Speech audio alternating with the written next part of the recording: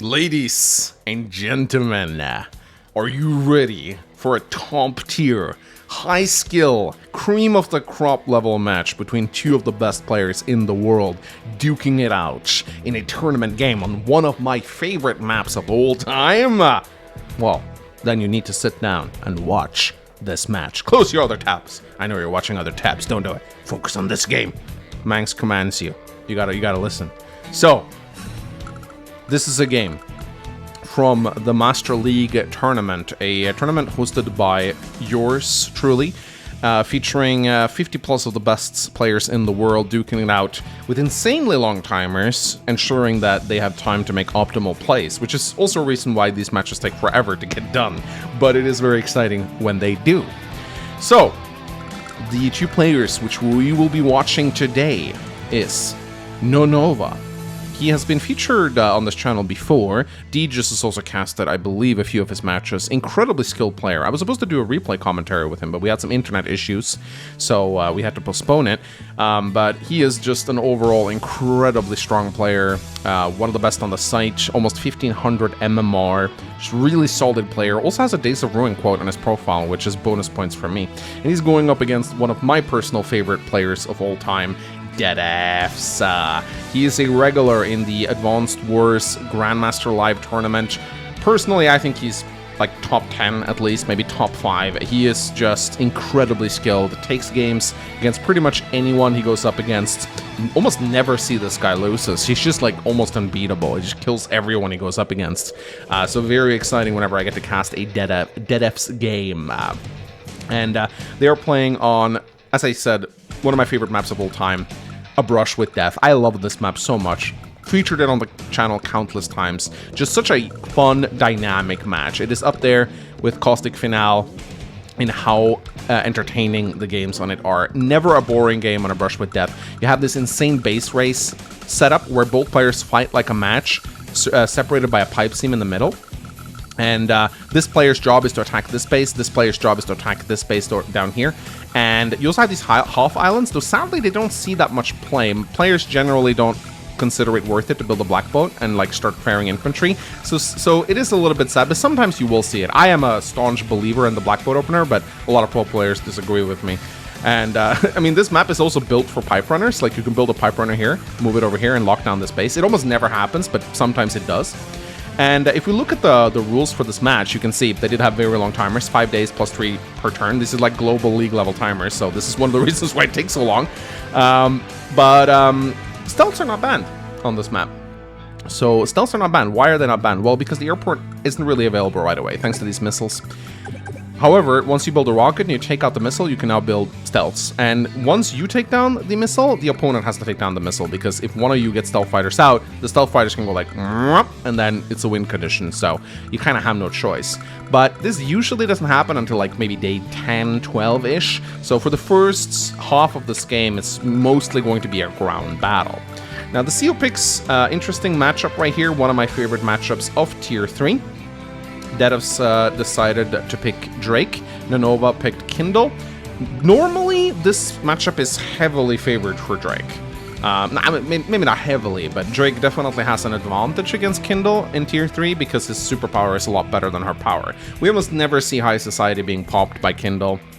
It's a very niche power. It is a very limited use. Normally, Kindle players just spam Urban Blight to get an early lead, and Drake's Typhoon is just a lot better than Urban Blight. Even if she gets like maybe 50% more Urban Blights, it's a lot better to deal 2 HP to the entire army than just 3 HP to enemy units on properties. So generally speaking, Drake tends to have a good matchup against Kindle here, though I will say, once air units comes into play, Kindle will have a slight advantage because Drake is not known for his air, but it's not like Drake can't build air units. I mean, they can work for him actually.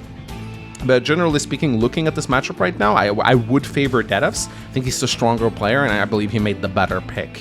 But let's get into this match, shall we? I'm super excited to watch these two behemoths duke it out. Let's get going.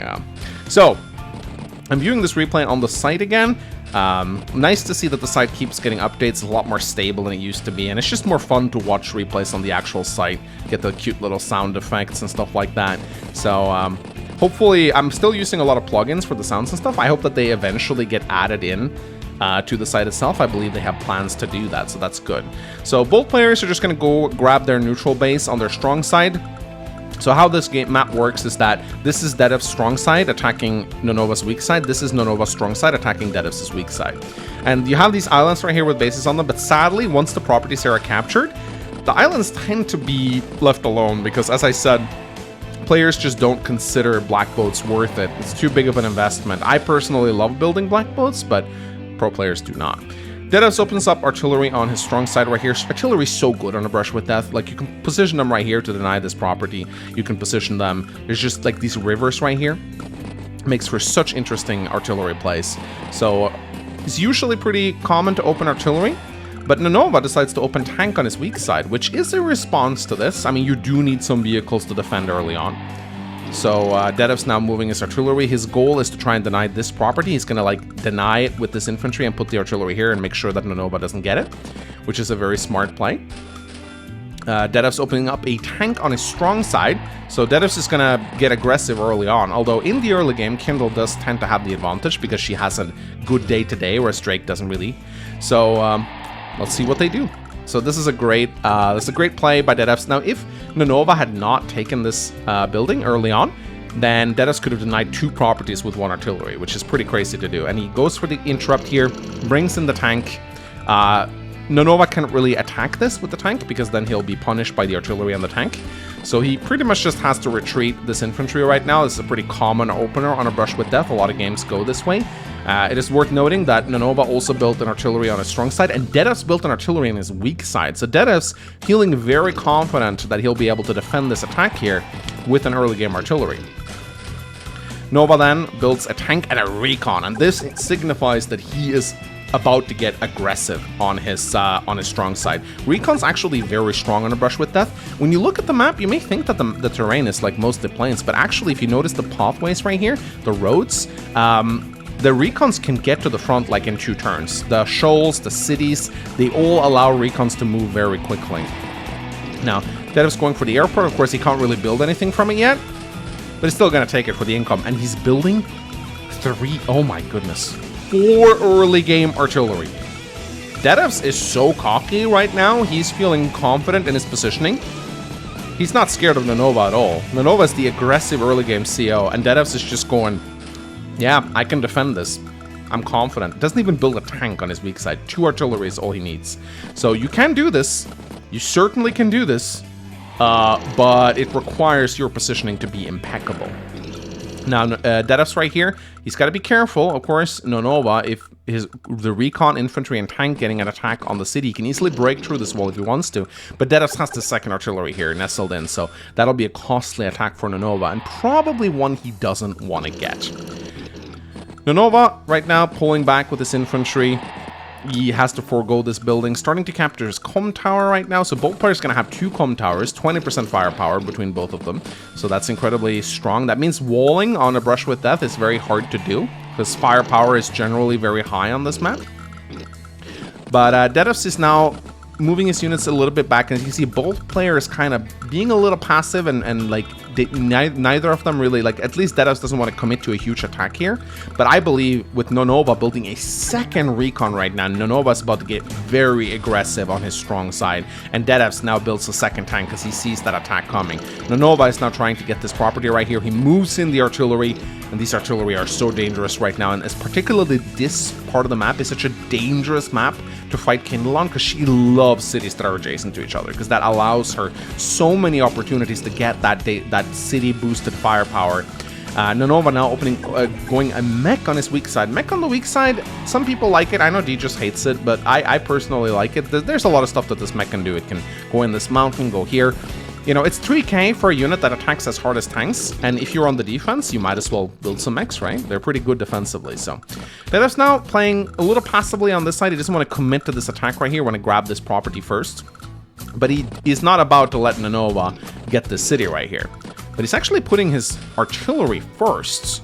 So an interesting wall there, not putting the infantry here. I mean, but putting the artillery first, and Nonova's gonna poke this artillery with his recon and goes for the second cap. And now, placing that artillery on the city, now that artillery has 60% firepower with the 2 comm towers. Very, very scary. I mean, just look at this damage output right here. I mean, this is crazy. Look at that. One-shots tanks on planes. One-shots tanks on planes. And if an Urban Blight should be popped, actually one-shots tanks on cities. I mean, that is absolutely crazy.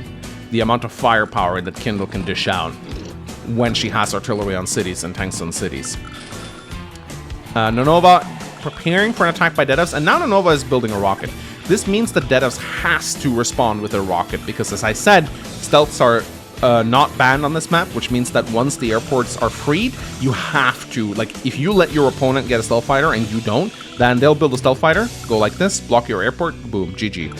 So Dedevs has no choice. He would probably like to have built a medium tank or something on his weak side this turn, but instead he now has to spend 15k building a rocket on his strong side, which is not what he wants. So good play by Nonova right here. As he's going aggressive, he builds the rocket to kind of pressure Dedevs even further. Dedevs now building a recon on his strong side, and even another artillery. Dedevs is so fond of his artillery this map, man. It's crazy. And now, Nonova is threatening both the cities. He's probably going to get him. I don't see how Dedevs is going to defend against this.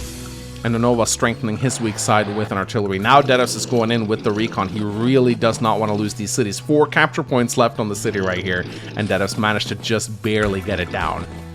So, and now Dedevs is actually moving in, once again placing the artillery first, which prompts Nonova to go with a tank, bringing it down to 2 HP and doing the luck roll. He gets it.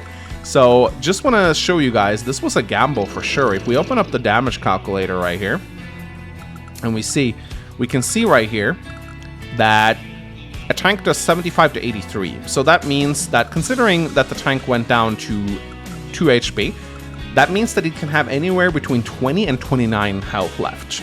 So let's say Nonova rolled an 80, which is like 80, which is the lowest that he could have rolled here. And then if we actually look at the infantry that he sends in right here, the infantry has a 17 to 26. So there's definitely a luck roll involved here. This could have failed. I think it's more likely to succeed than not. Someone in the comments can probably post the exact chance. But this was a luck roll right here. And Nonova might be setting up for an Urban Blight here. I think, in fact, he definitely is. He's very close to getting it. There we go. And he is going to pop the Urban Blight, interrupting this cap, dealing some damage to this tank. And now, let's see how many city boosted attacks he's going to get. Tank comes in, takes out Dedevs' artillery. I think that would have been a kill anyway, even without the power. Let me actually check that. I'm not sure. Let's see if, let's see. So even without the Urban Blight, I think this would have easily been a kill. Yeah, 100%. I think even a regular... Yeah, even a regular tank with no Urban Blight would have killed it. So this is not because of the Urban Blight, but let's see, combines his infantry together, sends in a recon, and now he gets a nice city boosted shot, interrupts this capture, and interrupts another capture. So a very strong Urban Blight from Nonova right here, dealing some heavy damage to Dedevs' units, and now he's building a battlecopter. Also, funnily, it's worth noting here that Dedevs' rocket is not even in position to attack this missile yet, so Nonova, I wouldn't say building a stealth fighter would be worth it. I don't think he could have afforded it anyway. It's very expensive, but it's worth noting. So Dedevs is probably going to try to get his Typhoon this turn. He goes for the hit, gets the luck roll. That's very nice. So these artillery are dealing a lot of damage right now. This is, yeah, he's definitely getting the Typhoon. He goes in, he triggers it, and let's see, 117,000, boom, down to 91. So very strong Typhoon right here. And Dedevs is going to do a devastating counter push right here, but doesn't quite have the units to deal with this artillery right here. So it's not as strong as it could have been. And because of the defense from Nonova, Dedevs is not able to kill this artillery. And as a result, he's not able to attack this artillery, which means that Nonova is going to repair this up on the next turn and one-shot one of the tanks. So Nonova just barely able to pull off a very nice attack. And just... The counterattack from Dedevs is strong, but it's not as strong as it could have been. But still, I mean, Typhoon is still amazing on this map. And now Nonova is actually breaking down, using the city to boost his artillery. He's now breaking down this pipe seam right here. So he will probably reinforce here with battlecopters. And look at the damage he's able to do back. And this pipe seam is going to be down next turn. Nonova pulls back right here. He pulls back his wounded artillery. He doesn't want to lose them. Now this rocket is going to spell the doom for Dedev's counter push here. He cannot really attack into this now. And he builds a second battlecopter, and the battlecopters are out in force right now. And Nonova also has a massive income advantage, 21 to 17k. That's when it starts to get really dangerous to wait. Like, normally I'd say Drake is an opponent that can play from behind. Like, he can be behind a couple properties, and he would still be better because stalling matches is in his favor, thanks to the global damage.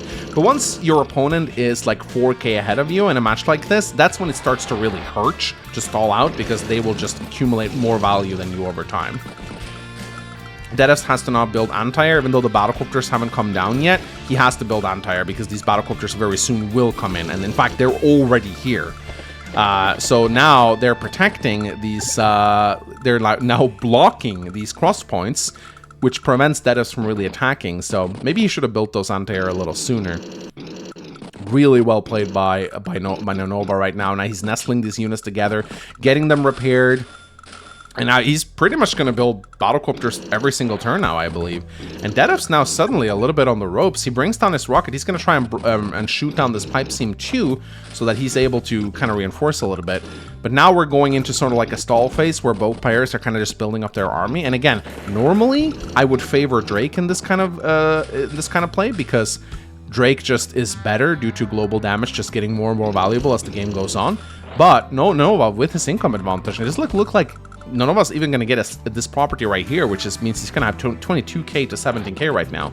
So Dedevs, the longer this goes on, Dedevs just going to bleed 5k value every single turn. And again, keep in mind, there's a 35-day limit on this particular match, so it aids Nonova to stall this out, which is kind of unusual. He was able to kind of secure a very good income lead against Dedevs in the early goings right here. And Dedevs knows an attack is coming right now. He still moves his units, some of his army up, because he doesn't want to let Nonova just roll over on both fronts. I like this rocket, though. It does protect Dedevs at the moment. Nonova has his rocket on his HQ, is definitely going to bring it into play. But Nonova is now actually shifting his copters to the south, and he's going full throttle down here. And we are about to see a huge attack, I believe. This is going to be pretty devastating. I like how Dedevs is taking shot at this artillery right here. Or taking shot at the pipe seam. That's pretty cool. But Dedevs, yeah, he can't really seem to decide what to do with his army. He shifts them south, he shifts them north again. He has to kind of play catch up with Nonova. He has to kind of like guess where Nonova is going. But it looks like Nonova is tired of waiting. He's going to go in now. He's going to try and get another property and just further push ahead in terms of income. And now he's going hard against Dedevs, moving in with a bunch of units. And that's so many units he has right here. Oh my god, look at this like death ball that he has charging into Dedevs' weak side. And Dedevs has to contend with this choke point right here. Now he does have an anti-air that can blast open this battlecopter, so he does have some counterplay. So infantry moves in, takes a shot at the tank. I don't think he can really get a Typhoon this turn, but he might be able to get a Tsunami, which might help. He comes in with the recon, takes down another artillery, and I think he might be gunning for the Tsunami here. He's gonna get it now. He's gonna get very close to getting it. Kills the infantry, attacks. 3-8. I mean, Drake battlecopters, they're still okay with 2 comm towers, they're normal. And that's exactly what Dedevs is doing. He pulls off the Tsunami. So Nonova goes from 153 to 136. Tsunami, it's still a pretty good power.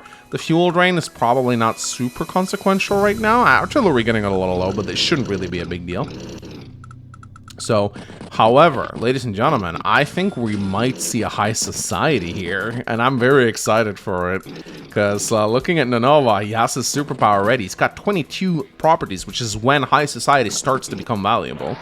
It's 3% per property, including your HQ. So it's, I think we're actually going to see a high society here, ladies and gentlemen. We do! Nonova activates his high society. So that is roughly around 66%. I think it's 69% more firepower as it is right now. If we take a look at a regular tank interaction, we can see just how much firepower Nonova gets from this. Of course, if he's on a city, it's quite overkill, but let's say it's a plains engagement. He actually, yeah, 77 to 84, so it's like max blast level firepower right now, which is still pretty bad for a superpower, but it's, you know, in this situation, it's going to help him quite a bit. So let's see Nonova's attack. He one-shots the anti-air. Battlecopter comes in, dead. Kills this tank, kills another tank. In comes another tank, one-shots the recon, one-shots another recon, Battlecopter comes in. Ooh, this is devastating. This is absolutely devastating. Infantry goes down, another tank dies. And this is just devastating. This is a really powerful high society right here from Nonova, killing so many units. And he finally goes for the black boat. Yay! I think he's feeling super confident about this. He's like, I'm pressuring on all sides. Why don't I just pressure a third side? So Dedos now, he didn't get any power from that because he popped a tsunami. He kind of had no choice. If he didn't pop the tsunami, this attack would have murdered him. So as much as he would have liked to get a typhoon out of this, I understand why he had to pop the tsunami. He needed the defense from it. And Dedos just resigns. He knows that he is lost. There's not really anything that he can do to combat this. And that was a masterful display from Nonova there, I gotta say. That was a great play. You know, getting his advantage early on. I think that first Urban Blight really sealed Dedev's defeat. It was marvelous. Marvelous play by Nonova. And amazing to see a high society popped in a tournament level match. That's always very exciting. Hope you guys enjoyed it as well. You can go check out the brackets in the video description below if you want to. I don't usually show them before the match because I don't want to spoil results. But we're going into the semifinals right now, ladies and gentlemen. And there are 2 matches for the semifinals, and then we have the finals. I'm excited to see who's going to take this tournament. Thank you so much for watching. Like, comment, subscribe, and I'll see you guys next time. Bye-bye.